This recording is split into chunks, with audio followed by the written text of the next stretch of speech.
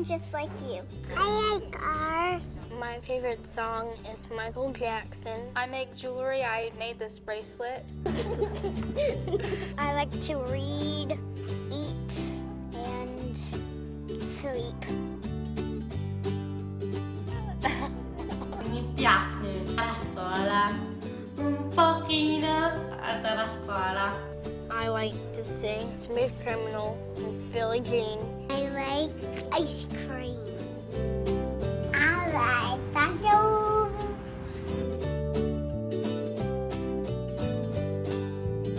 Moi, j'ai aimé à jouer foot. Then I pick my favorite colors. Off the wall. Thriller. You want to sing one for us? No.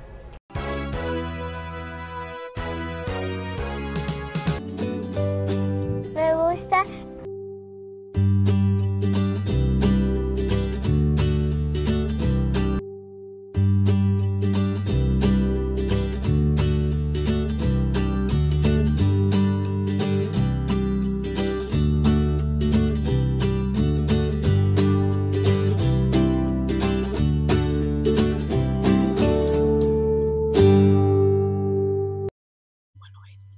The rubbing of the legs. Hi, my name is Molly Korte, founder of Project Just Like You. I began Project Just Like You after my son Jacob was diagnosed with autism spectrum disorder in the late fall of 2016. We began sharing stories because when I looked at my son Jacob, I saw him as a person, which I believe every single person needs to be seen as. And so we share stories of what we have in common. This year, we've began Movement Monday, and this is where we bring on people who we feel are making an impact in the community around us. And we are excited about you participating in our conversations tonight. If there's someone that you feel that should be on our show, we encourage you to please email us at projectjustlikeYou@gmail.com and let us know who you would like to see on our show. Movement Mondays is produced by Fiat Media. We want to give them a huge shout out. Thank you so much for everything that you guys do. You can look them up at Fiat Ministry here on Facebook, or find them on their webpage at fiatministrynetwork.tv. I hope you'll take a moment to click the share button and let other people know what you're watching tonight. Tonight, we have some really awesome prizes. Tonight, we're going to have 2 lucky winners who contribute a relative question or comment during our show. One will win a full 3-day registration to the 2018 Virginia ARC Convention in Norfolk, Virginia. And another lucky person will win a beautiful quilt that was done by a collaborative group of artists together that work in an inclusive collaboration. I hope I said that right. And this is from the Southside Arc that was donated. So we are so fortunate to have these 2 wonderful gifts tonight, and we look forward to 2 lucky winners. So please make sure to comment, share, let your friends know, and just be part of our conversation tonight, and we're glad that you're here with us. Tonight, we welcome our guest, Tanya Milling. Tanya is from North Carolina. She has worked in the field of disabilities for 20 years. She began her career providing residential services and later worked with people in supported employment. Through the years, her passion for the rights of people with disabilities became the center focus of her career. Her career brought her to Virginia in 2011, where she joined the ARC of Southside as executive director and led the agency through a transformation from traditional services to inclusive supports that are built around the person and not their disability. I love that. At that chapter of the ARC, and she and the leadership team successfully closed all of the segregated facility-based programs, which included a group home for 15 people, a sheltered workshop for 135 people, and a private day school serving 30 students with disabilities. She and the leadership team developed and implemented new support service that partners with people with developmental disabilities to build their lives with supports they need to live the lives they choose.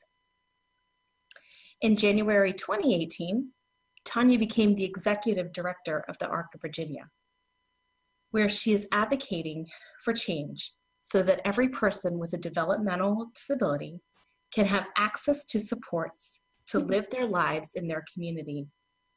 Welcome, Tanya. We are so excited to have you here this evening. How are you? Hi, I'm good. Thank you. I appreciate you having me. Oh, we're so... This is my first Facebook interview, so thank you. Oh, wonderful. Well, hopefully this will be one of many for you as you guys continue to spread your mission through what you guys do at the ARC of Virginia, which is so, so important. So we are excited to have you tonight, Tanya. Thank you. Yeah, thank you for being here.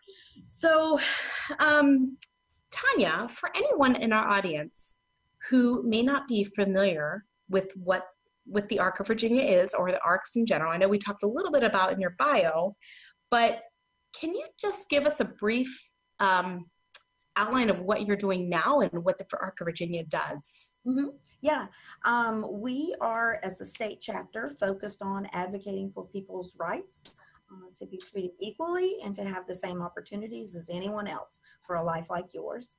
We do this through, most powerfully, is our grassroots advocacy. So that's where we have 24 local chapters around the state.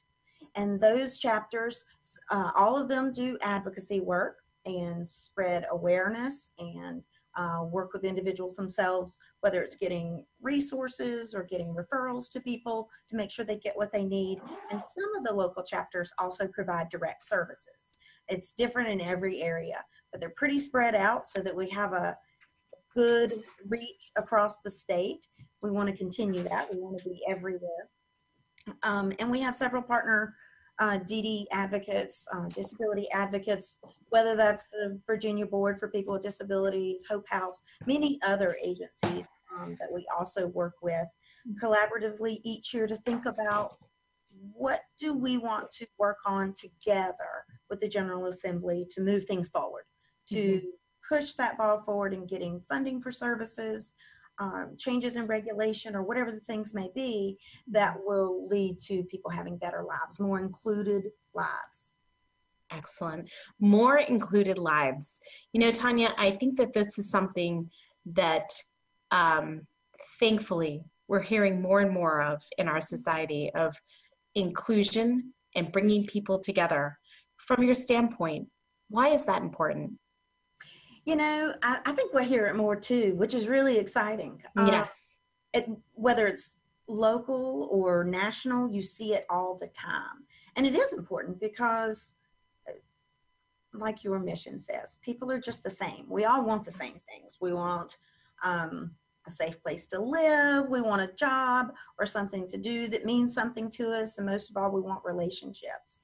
And the more, I think that the more that we as a service system provide supports that just follow a person naturally in their life, that they choose their life and we set up the services around them so that they can succeed. The more we do that, the more natural it is for everyone and the more successful people are. In going through those circumstances with the other agencies, the ARC of Southside included, like you said, of going from a segregated setting to a fully inclusive setting, really opened my eyes to how much that can mean to an individual life, to an individual person, to go from having this very service-like life to having autonomy and, you know, really just self-empowerment. It's a powerful thing and it's really important, and it's nice to see that inclusive message traveling so much, whether we're talking about school, inclusive education, because you got to do it then to set people up for life. You know, you want to get a job as an adult, you want to have a place to live, just like I did. Absolutely. And then you got to start young. Yeah. No, I think that's such a great point, you know. And Tanya, for me, one of the eye-opening things that I went through Partners in Policymaking this past year, and they talked about the history of the disability community. And it is really powerful if you hear the whole, however, at least from modern day history in America, starting from the 20th century on, just the massive changes where they weren't even, the people with disability weren't even community, were not even seen as people. And just like you were saying, and here we are today with major corporations who are looking for ways to employ, so we are transforming into this whole new world of society. And it's organizations like yours, Tanya, at the Arc of Virginia, who are pushing that through in society, that, we will have inclusion and our kids will be accepted, or, self-advocates and will be accepted. And it's just, Kathy Snow said it so beautifully one time. She said, people are people, and they just so happen to have autism, or they just so happen to have Down syndrome, or they just so happen to have, but it's the person. And so I thank you from over here of continuing to push that message, because it's such an important message. It is. I love Kathy Snow. She's a great one. She's amazing. She's absolutely wonderful. She's someone I heard many years ago. And it's true. I think you're right that corporations are looking for how they can hire people. People are doing this not out of charity. Yes. People are doing this because it's good overall for the community. Yes, when you're talking about a business, it's good for business to have qualified employees who are motivated to work and dedicated, whether that person has a disability, doesn't have a disability, it doesn't matter. You're looking for the right fit for your company. And when people with disabilities have jobs in businesses, it tends to, studies indicate, it tends to raise the performance of all employees, all boats rise together. And that's, there's a lot of reasons for that. And I think I've just put my hands in front of the screen. I realize, sorry. No, you're fine. You're totally fine. Yeah. But one of the reasons is because when someone learns differently or is a little different, then we all have to use more problem solving. So the more critical thinking and problem solving that a work team is doing, well, that's better for the company because everything's improving. So it really is nice to see that wave across schools and businesses and communities. Yes, absolutely. And hope, I believe that this will be a trend we'll continue to see at a full steam ahead, which is fantastic. But it takes grassroots advocates to keep pushing it out there. So I want to pause real fast, and I want to welcome some people who've joined us. We want to welcome Reagan and Kelly, Katie, Lori. Hi, Lori. She was actually our last week's guest, which is exciting. Thank you for joining us, Lori. Brian, Rob, and Donna. So thank you for spending your time. Again, we're with Tanya Milling, who is the Executive Director of the Arc of Virginia. We have a question for you, Tanya. Kelly asks, how did the Arc start? It's a nice long history. Over 60 years ago, this particular chapter we're in our 63rd year. But across the country, there were parents of children with disabilities who were not accepted in school. They weren't getting what they needed. They weren't getting taught. They weren't getting an education. And what does every mom and dad want for their kid is a good education. That's how you start. And so the Arc grew out of that. That grew out of the movement of parents who were trying to make sure that their children who learn differently could get an education, could get public schools to accept their students. And that was really the beginning of the Arc. And it started as just parents trying to get their kids involved in school. And I think that's a great point too, or I'm going to make this into a point. Parents are the heart and soul of driving this. And, the fact that the Arc, and I didn't know that myself, Tanya, that the was started from parents, but it does not surprise me because parents get in there and they know their child's worth. They know that their kid is like anybody else. And so that really warms my heart that The ARC was started by parents. Yeah, it really was. And that's everybody's best advocate and first advocate is their mom and dad, or you hope, or their aunt or their uncle or the other adults in their life. But yeah, that's right. That's awesome. Very cool. So Tanya, we're going to jump into something that just happened this year, which is very exciting. A lot of buzz in our community. And that is the DD waiver expansion program. You at the ARC Virginia pushed very hard for that this year. And because of that, things changed. So now with the waiver expansion went to 1,695 waivers. Is that correct? That's right. That's huge. Can you please explain, because again, there may be viewers out there that are not familiar with what the waivers are. Can you please explain what these waivers are and why they're important to the citizens of Virginia? Absolutely. So the DD waiver system is the Medicaid funding for people with disabilities to live in their community. It's the Home and Community-Based Services Program. That's what it's called, HCBS. And that's intended to support people who in the past, you talked about history, would have been served in an institution. And this is funding that goes for them to live their life in community. And to live in the community, if you need extra support, you need what I need, which is someone to help me get a job for the first time, someone to help me learn that job, help me to get into school or college or any of those things, and then helping with someone in their living situation. It may also be that someone needs personal care. There are a lot of services, and the DD waiver pays for that in Virginia. So what we were faced with, and a big part of advocacy this year, is that our community is in desperate need. There are 12,000 people on the waiting list for services. So that's a lot of people that are at home going without support.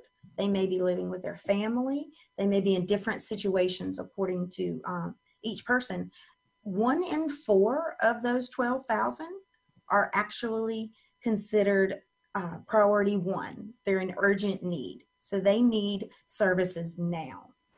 And when the governor's budget first came out, there were 875 waivers approved, which was the minimum that the state had to do because of the Department of Justice settlement agreement. It's an agreement between Virginia and the U.S. Department of Justice to build community services in Virginia.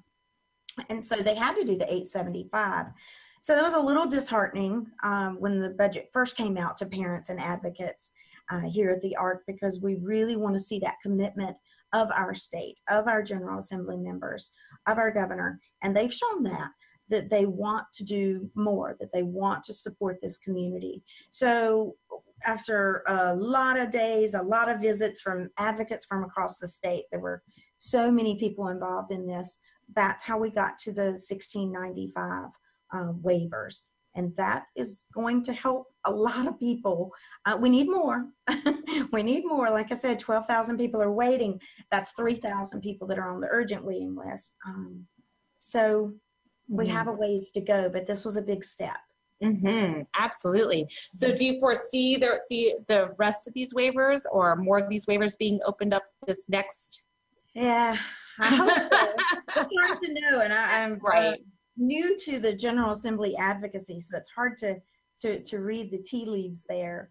But I think there is some real potential. There seems to be momentum and I've heard this from other advocates with other state agencies that also do this work, that there seems to be momentum among our representatives, our delegates and our senators, where there's more and more understanding that this is a population of people, population of our citizens who need this to live in their community, and that's not just what's good and right for them, but it's good and right for all of us. You can go into, we know the reasons it's good and right? We talk about the right thing to do, but some of the messages that we also share with the General Assembly are from the financial standpoint, that Medicaid, these things are very expensive. That's true in any social service cost.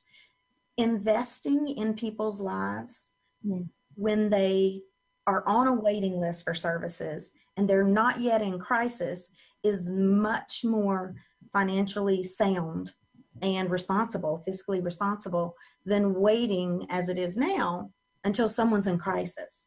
And once they're in crisis and you're putting a waiver into place, it costs exponentially more. And what's happening that we hear from families all the time are people are on the waiting list. They've been on the waiting list for possibly 10 and 20 plus years. And they got on when their parents were younger, maybe 30 or 40. Then their parents continue to age, as we all do. And a lot of the people now feel like, well, my son or daughter won't even get a waiver unless I pass away. They're in their 70s perhaps.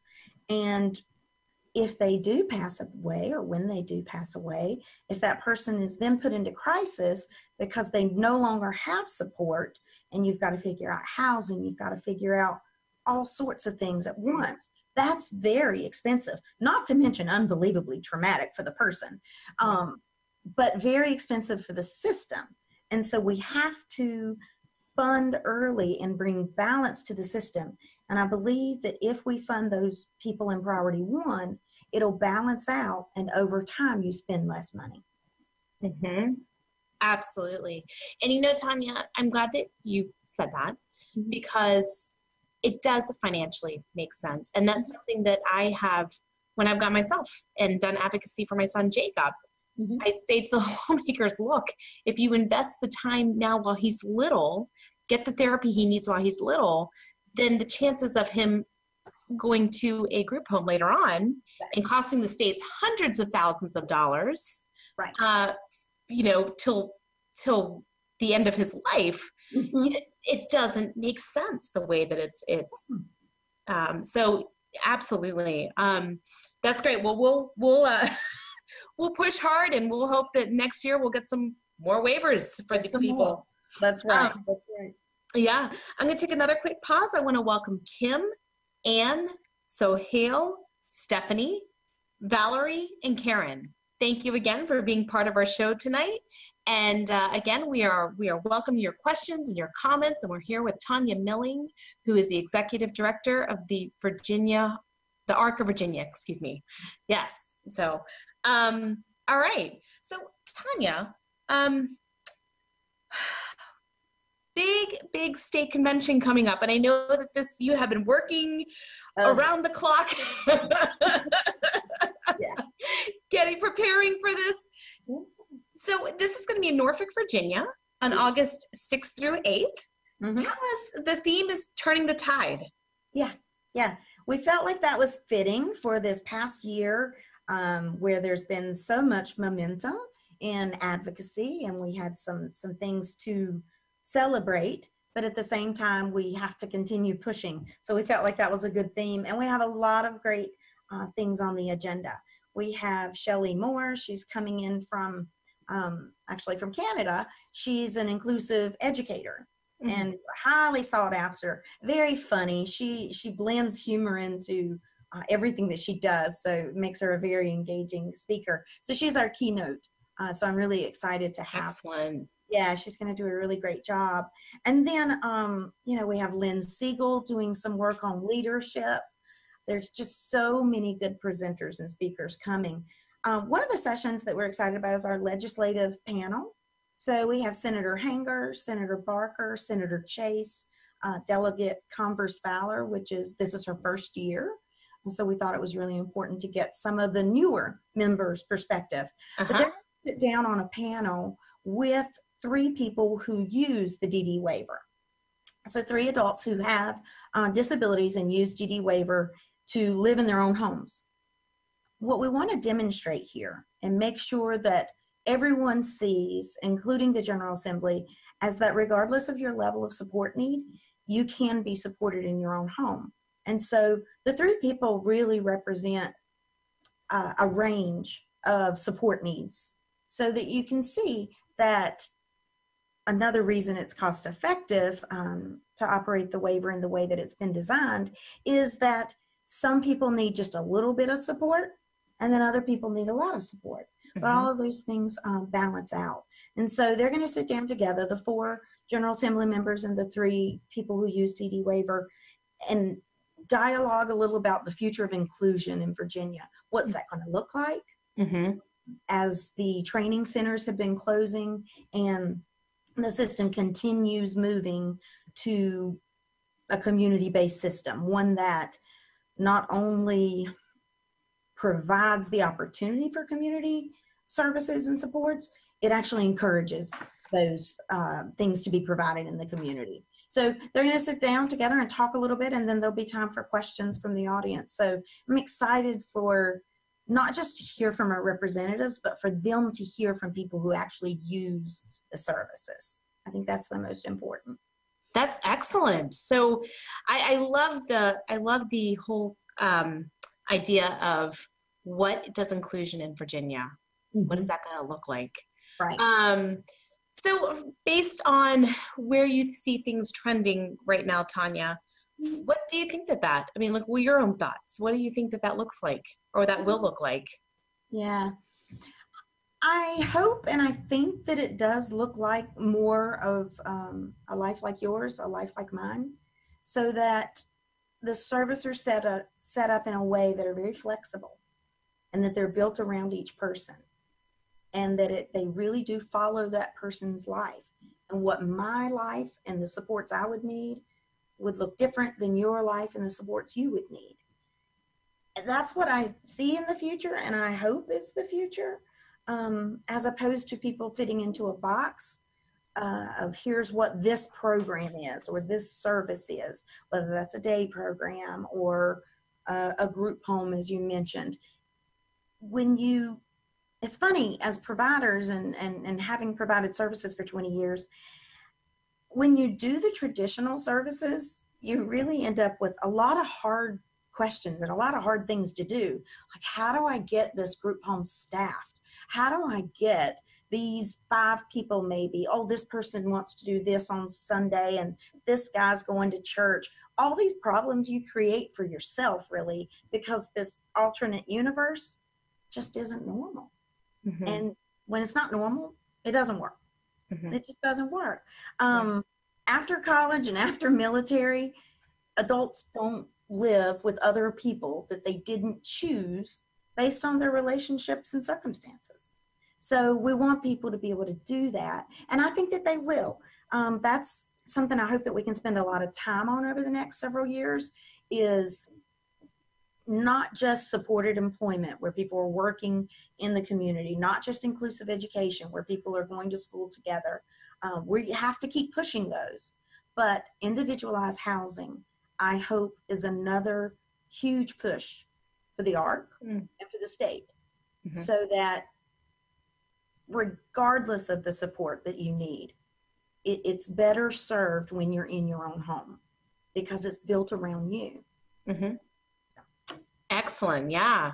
Well, and I think that's awesome. I love that. All right. Brian wants to know, what do you like most about your job?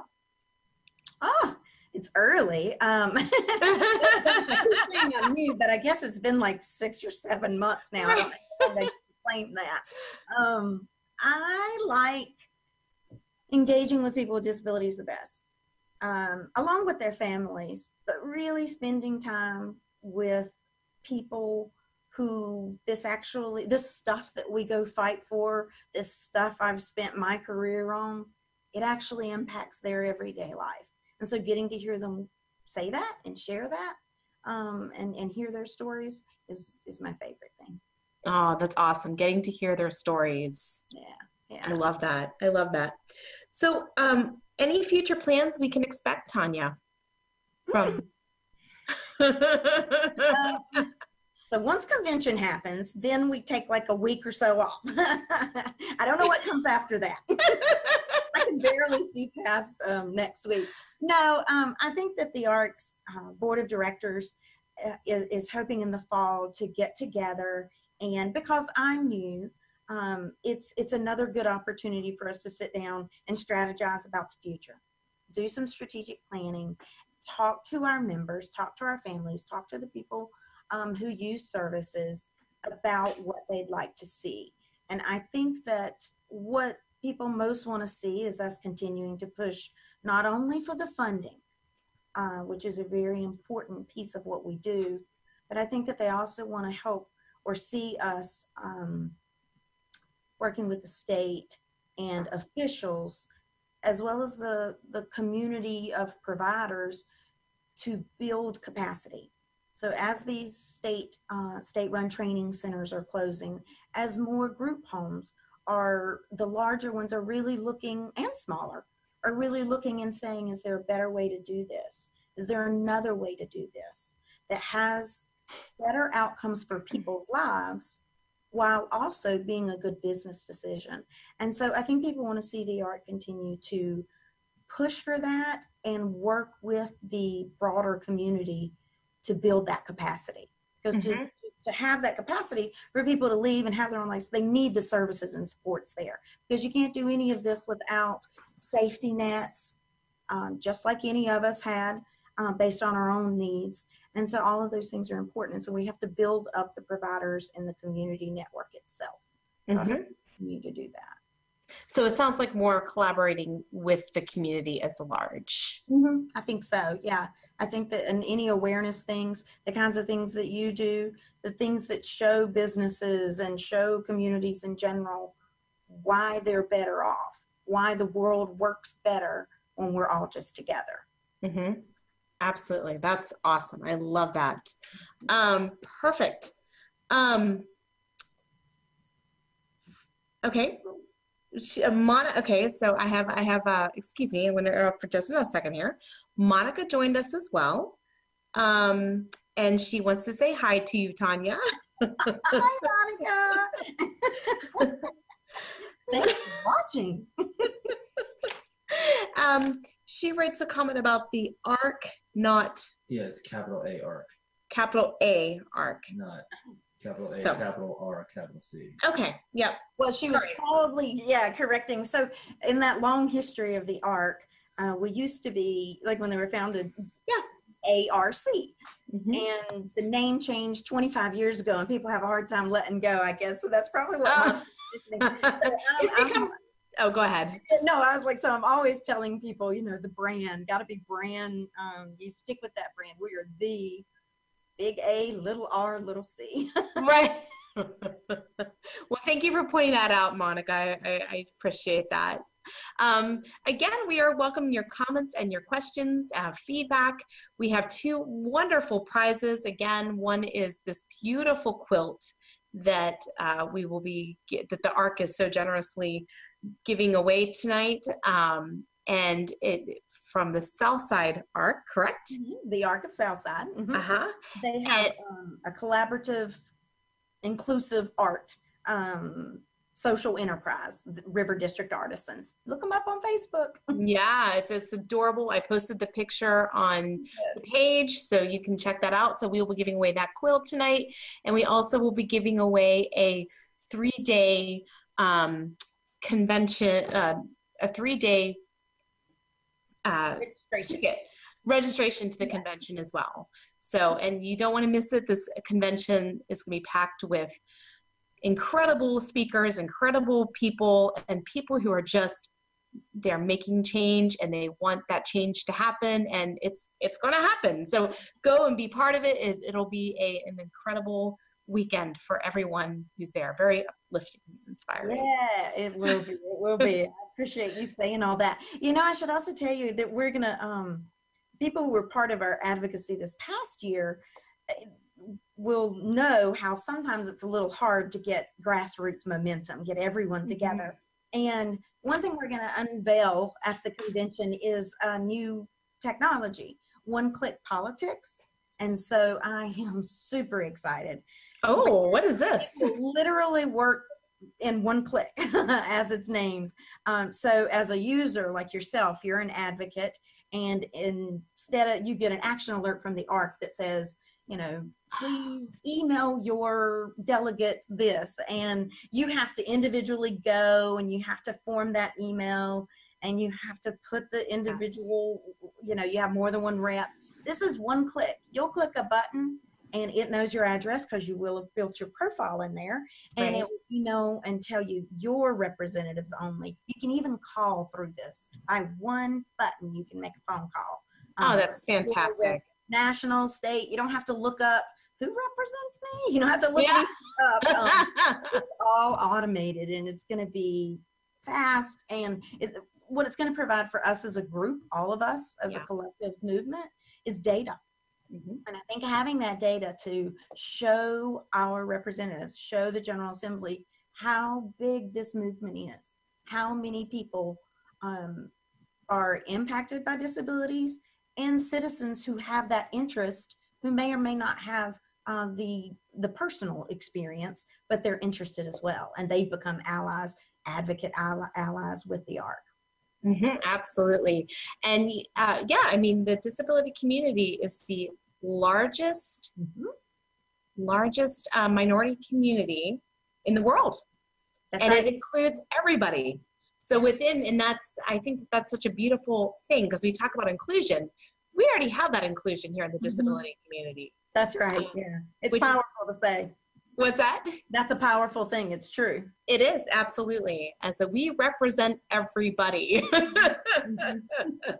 So I know, you know, once you realize what a blessing it is to have either yourself or to have someone in your family that's part of that disability community, you have just walked into this wonderful group of open arms and love. And I'm so thrilled, actually, that my family's now part of this community. It started by families, and the ARC has remained, and the disability community in general has remained a very family focused community, and it is a beautiful thing to be a part of. Absolutely, no doubt about it. We have some more questions for you, Tanya. Valerie asks, how can the average person become an advocate? That's one question. Do you want me to read this to you one at a time? Okay, we'll just start with that one, and then I'll give you the next one. Okay. Oh, that's great. Every average person, I like the way you said that, is an advocate, because it's really about just sharing your own voice. And your voice might be from your own personal experience. Many of our advocates are people with disabilities, are families of people. But then many of our advocates, it's because it's a cause that they believe in. They believe that people should be treated with the same respect and dignity and have the same opportunities regardless of level of ability. So they feel passionately about that and want to become advocates. And when you sign up with an organization like ours, the ARC, becoming an advocate really means when something comes up and we need to mobilize people together to say this particular rule, this particular regulation, or this funding, whatever the case may be, citizens telling the elected officials that this is important to us. This is important to us as a whole community, and this is important to me because of my own personal experience, or whatever your story might be. That's how you become an advocate, because you're reaching out and sharing that view. And it's hard for all of us. We all have such busy lives. We can't keep up with what bills on the docket of the General Assembly today. We just can't keep up with those things. Right. But agendas, federally and state, there would be a lot to focus on, politically speaking. So that's what groups like the ARC is here to do for you, is really to pull everybody together, give them the information that this bill is important for accessibility issues, for example. Because there are many issues we still face that we think that fight is long gone. And there are buildings today, right here in Richmond, that have awful accessibility. Mm-hmm. And so there are still things that matter. And when we bring those things to the forefront, we need people, individual people and citizens, to stand up and say, hey, I believe in this, or I'm opposed to this, if it's a bill that would would be of detriment, because that's what the General Assembly, elected officials, that's what they hear. And they want to hear from their constituents. They want to hear from citizens, because they're not experts on every topic. They can't be. They're just people. So they need to hear from us. So Absolutely. that's how you become an advocate, is to follow the ARC and other organizations, and be part of that movement. All right, I love that question. The second question Valerie asks is, where is the best place to get resources, who to write / call, visit? If it's resources for services, I'll guess that's maybe what we mean. I would assume so, yeah. Yeah, okay, so I'm going to be a broken record, and that's my job, though, is to promote the Virginia. You go right ahead. That's exactly what you're supposed to be doing, Tanya. We have an amazing Director of Information and Referral, Lucy Cantrell. And so when you go to our website or call our offices and say that you're looking for resources and information, you will get called back very quickly. Lucy is really, really good at that. And she's like an encyclopedia of everything DD waiver and disability related. There's so many things. It's so hard to keep up with the rules and the different waiver programs and eligibility. There's so many things that it's so hard for a parent to keep up with those things. So we have that information, and that's one of our major functions. We field a very large number of calls, and when we work on it at the state level, we sometimes can refer people to their local chapter if they need someone to work a little more closely, to get you with a case manager, to get you in some sort of capacity, some local help. But a lot of the times we're able to do that from here just by giving those directions and advice. And we're here for any of that.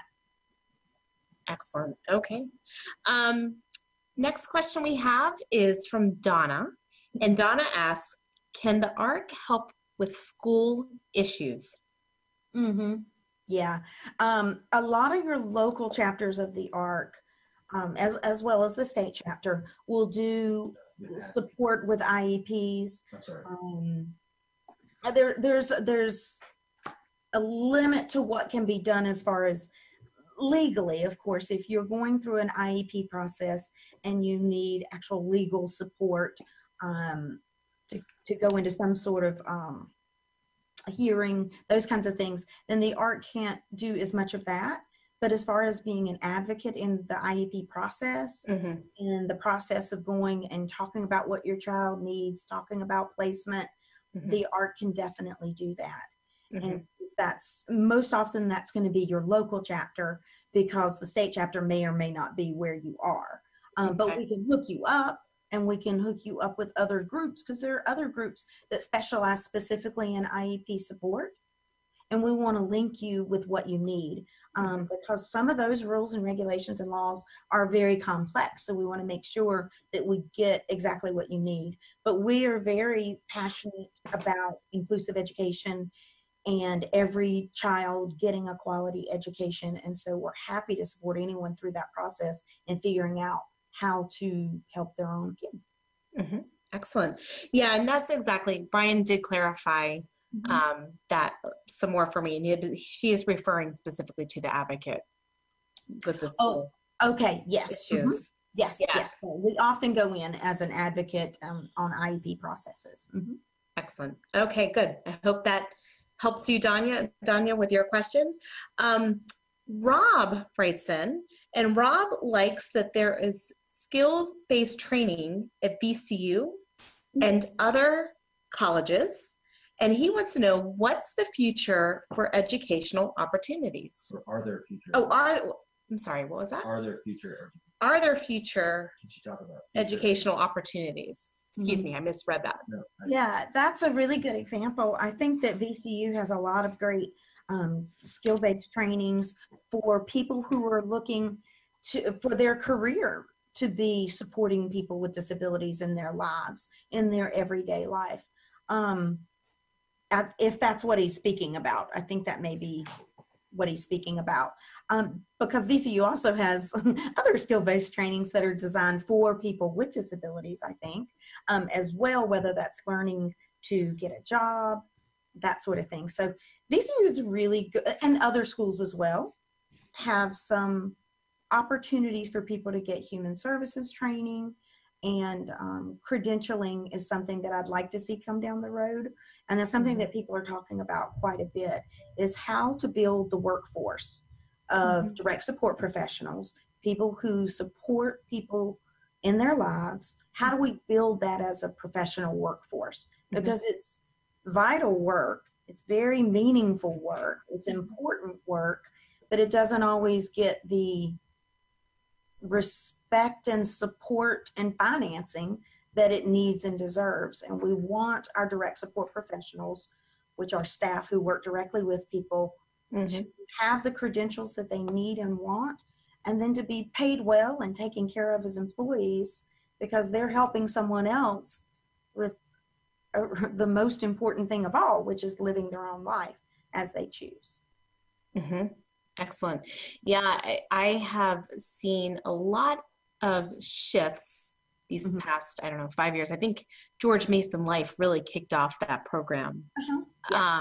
And it seems to be trending now throughout colleges in different ways.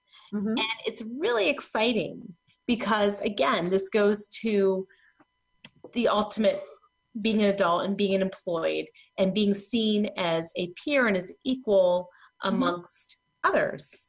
And yes, it is. It's important. And on that side of it, if you go to, because I was thinking the other side of the question, but on that side of it, yes, absolutely. VCU has that program.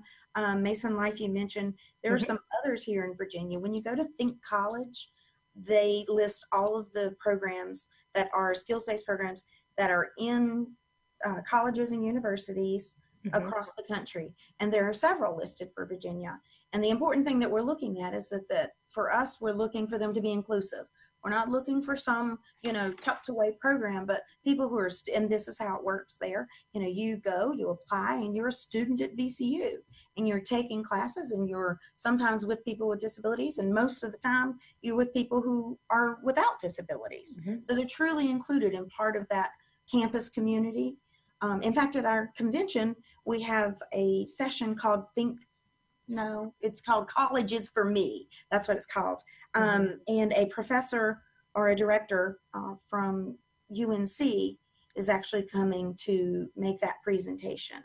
And so it really is all about, there's a huge movement across the country that college and higher education is for everyone, including people with developmental disabilities. Absolutely. And it's really exciting because there are fundamental changes taking place. And I just think it's such a great time. Like, this is my own personal opinion, Tanya. It's a great time to be alive in this and to watch this movement continue to trend forward in a really positive way.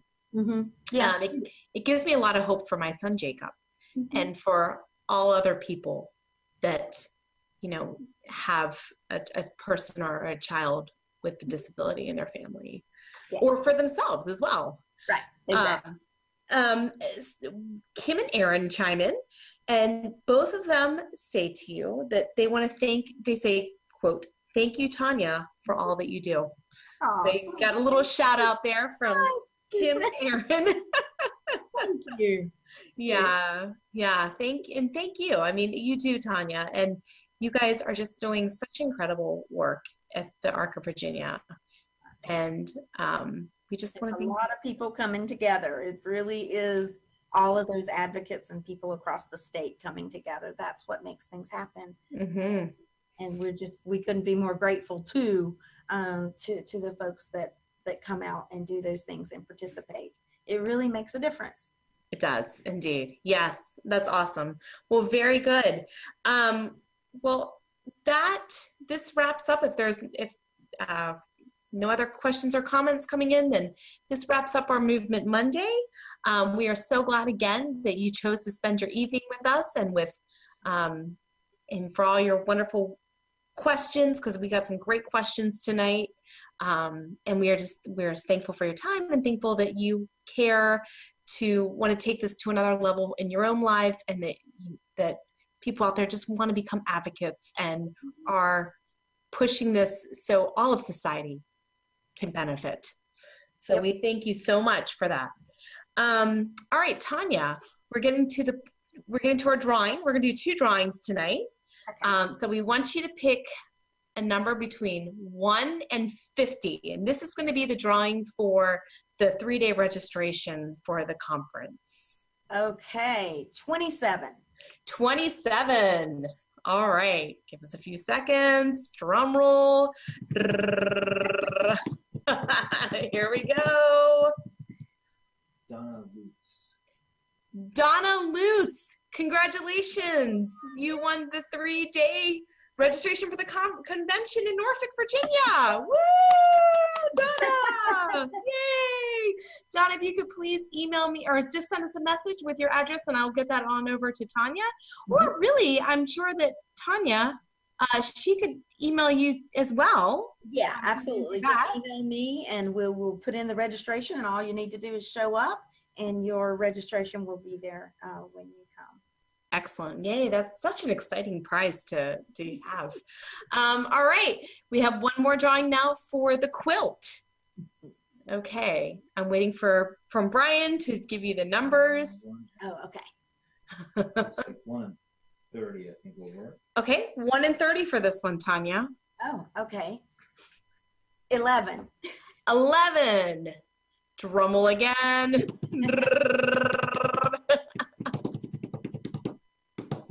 Drum roll, drum roll, drum roll. Drum roll. Sorry. All right.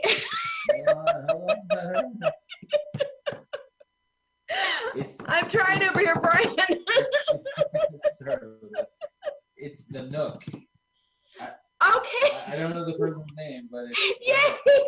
The Nook, which is my one. She's an incredible advocate, Karen. Congratulations, Karen. You guys, you and Caleb have just won the quilt. Woo! Yay! Karen is phenomenal. I always brag about her when I talk about her. She lives in Florida. She's an incredible advocate for her son Caleb, who has Down syndrome, and she is everywhere on Instagram.